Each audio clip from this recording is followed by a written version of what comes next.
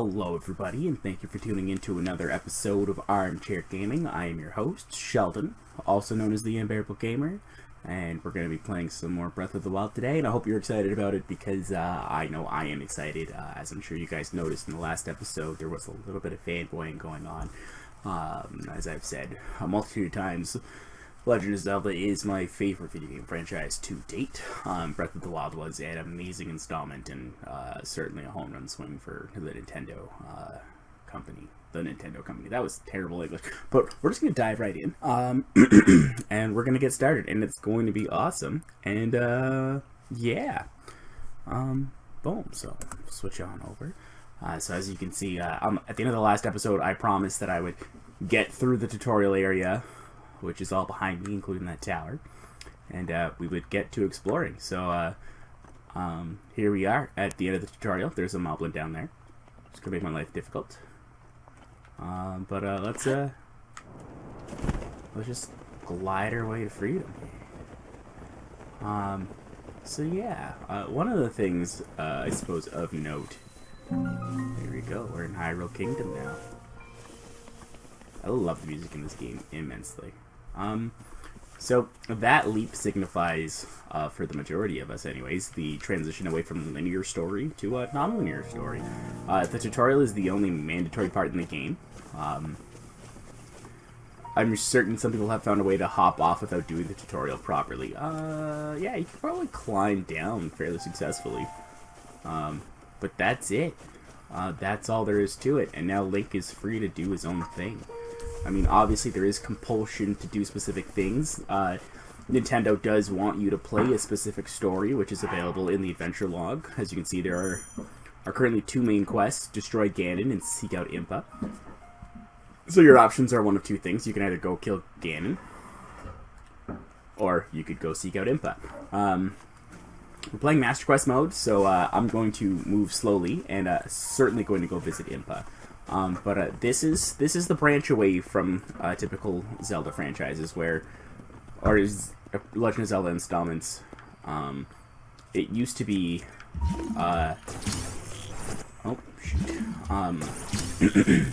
Link had a predetermined destiny. His fate was already set out by the gods or goddess or goddesses, if you will. But in this installment, yeah, I'm just gonna plow through this reading. It doesn't matter. I know what's going on. This is for the first DLC pack. You can get some cool armor and stuff that's helpful early on in the game. But getting to it is not always easy because some of it's covered by some pretty aggressive monsters. That's great. Yeah. So that's it. Oh shit. Stop reading. Boom. Perfect.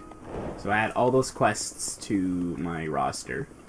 Some of them are fairly close, which is nice, but we're gonna hold off on those for a bit. Pardon me. If you would like to see them, obviously, let me know when I can put up a video with all of them, because on my regular playthrough I have all of them. But yeah, so if this game is a transition away from typical Legend of Zelda, where Link's destiny is preordained, cut in stone, and there's no real way around it, and obviously there's deviations. If you've read the Hyrule Historia, the official Nintendo encyclopedia of the Legend of Zelda. Oh fuck, gotta not deal with him. He's gonna wreck my shit.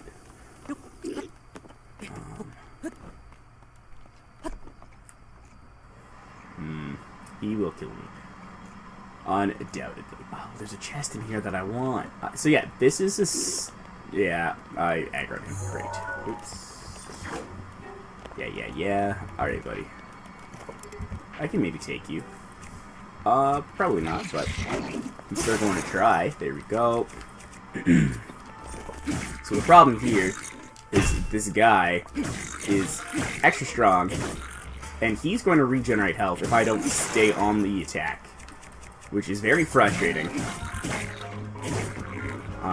And I'm gonna burn through all my equipment just killing him, trying to kill him anyways. So as I was saying, as I like just wail on this guy. Oh, he didn't kill me that. Oh, look, I have that extra heart piece now. Perfect. I mean, if he hits me again, I die. Forgot about that extra heart piece that I have. But I got a roasted bird drumstick. Boom. So yeah, as I was saying, this game is a deviation away from Link's Destiny being set in stone. Unlike the other... Oh, come on. Come on. Really? There we go. Yeah, so unlike other games in the series, Link's Destiny isn't preordained. And I talked about that briefly in the last episode, where Link doesn't have a set path that's designed for him, but unlike, I guess... So unlike other games, obviously, this is open world exploration, which, as we know, is like the prime example of, you know, almost like an existential crisis, really. Oh, fuck off with that bullshit. Put your shield down, fool. Don't be so smart. Don't be a smart ass. Nobody likes smart. Oh, I don't have anything other than regular arrows. Okay, cool. Yes, fuck you. Oh, can't carry any more shields. Good. Luckily enough, he's gonna get, like, focused on that. I'm gonna be able to just whack him in the shit with my axe for a bit. Not that it matters, because I'm, like, not doing enough damage to, like, merit its value.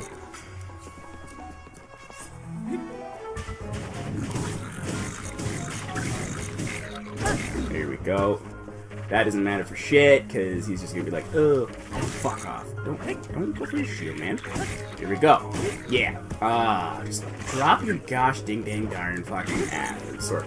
I want it. Can I has it? I can has sword. Wham. Wham. Yeah, so these guys are obviously much stronger than they should be for this area in the game, given that we're just outside of the tutorial area, but that is a byproduct of playing Master Press mode. Okay, cool. Well, we're out of here. I just blew all of my weapons on him. So we're just gonna bounce. And we'll continue with our discussion on what's going on here. So, last episode we talked about how the deviation from linear story to open world kind of offers this insight to, like, Link's life as if Link had free agency of some degree. And we talk about that a fair bit because video games offer this weird insight into free agency that we normally don't get to address. Normally we deal with video games. We control the character, so the character at times feels as if they control, like, the time of the universe as opposed to the other way around, where, like, they're at the beck and call of the universe's time.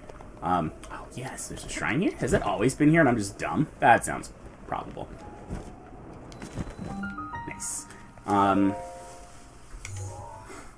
So, as we evaluate free agency, we're going to shift away from free agency for just a moment. We're going to talk about the existence of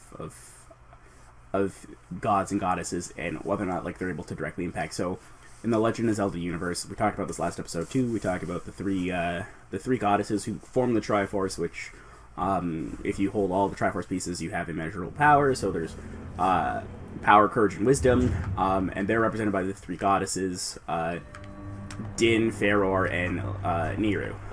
And these those goddesses, really, Sheldon, how are you that bad already? So those goddesses have representation in this game as well, in the form of dragons. Thank you. Who we won't get to encounter in this series potentially. If I can rationalize doing more stuff in this game. Oh, I do remember this guy now. I remember not liking it too much. If I can rationalize getting another episode in for content, then by all means, we'll take a look at the dragons. But it's interesting because these goddesses, their impact in this universe is direct, right? It's not like other gods and goddesses who form the universe. Like, they're not the Demiurge, as it were. You know, they're not Plato's Demiurge who manufactured this universe and then said, "Cool, we're done." Like, they're very they're hands-on, and they're hands-on for a variety of reasons. So this guy up here we're going to talk to in a moment. I didn't make it. I'm dead. Ugh! So, the goddesses in this particular universe are, oh, this is game over, too. Oh, can I eat an apple while I'm flying? I sure can. Good job, Link. That was terrible. That was a bad show right there. So, yeah, unlike, maybe it is almost supposed to be, really? No, Link, what am I doing wrong here? I know there's a way to get there. Oh, could I need to hop back around and do the swooshy swoosh? I could. I maybe have to do that. Could just be that my vantage point is not high enough. And that's acceptable. Alrighty, let's do that. Or this feels almost like it is the same height, so... Yeah, it totally is. Okay, that would not have worked either. Good to know.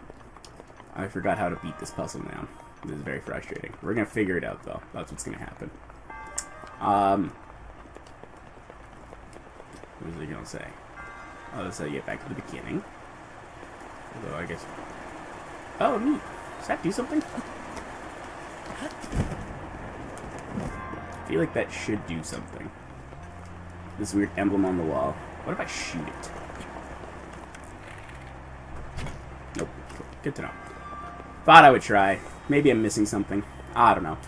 So as I was saying, the gods and goddesses in this game have a direct impact on the outcome of this universe, and they do so in a variety of ways. So in the franchise, when you're playing Ocarina of Time, which for many people is one of the greatest games of all time, and I'm not inclined to argue, I love that game with a passion. What? Why did that happen? Well, eat some mushrooms. No, don't eat the keys eye. There we go. So there is this pseudo-benevolence. They do all these things to aid in... Why? Okay, we'll just swoosh this way. The gods and goddesses of this world, in Ocarina of Time, they grant, if you find their shrines, they grant you these abilities. Does it switch? No. I'm just dumb. Does it switch? No, it's just one fan. Here we go.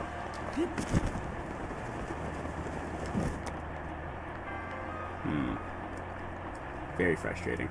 Well, I want that treasure chest desperately, but I don't know how to get... Oh, do I?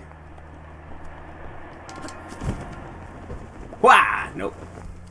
Come on! Oh, Link, son of a... That's fine, whatever. We're just gonna get the orb here, and then that'll be an easy way to segue back into talking about free agency, Link, Destiny, Princess Zelda, and I guess a little bit of Nintendo's attempt, at least, to move away from the stereotypical trope of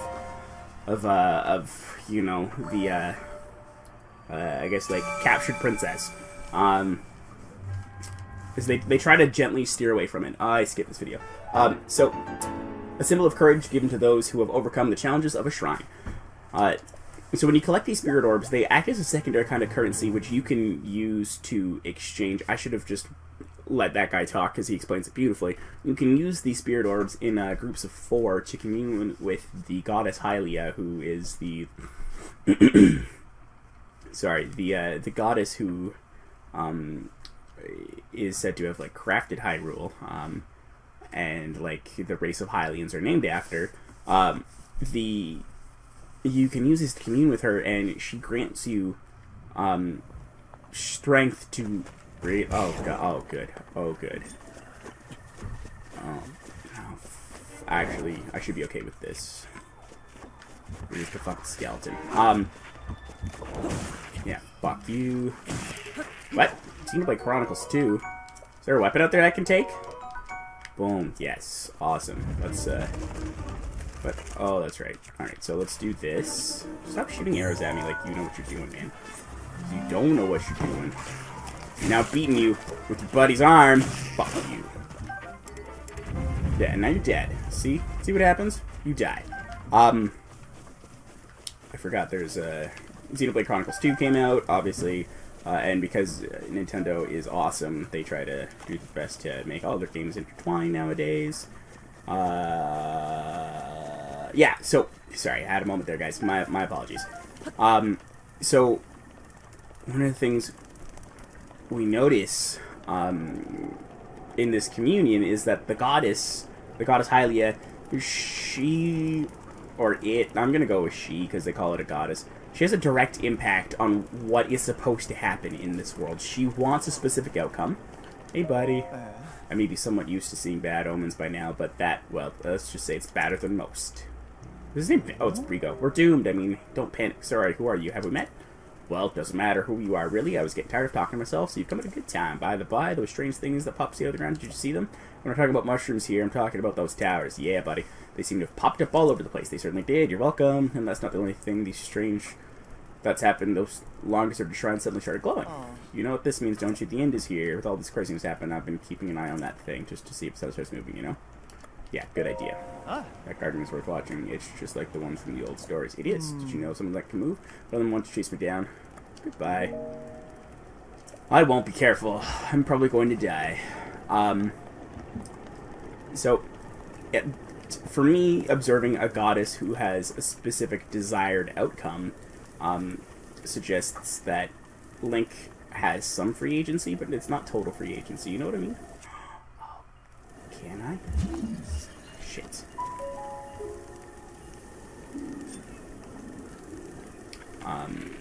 So let's...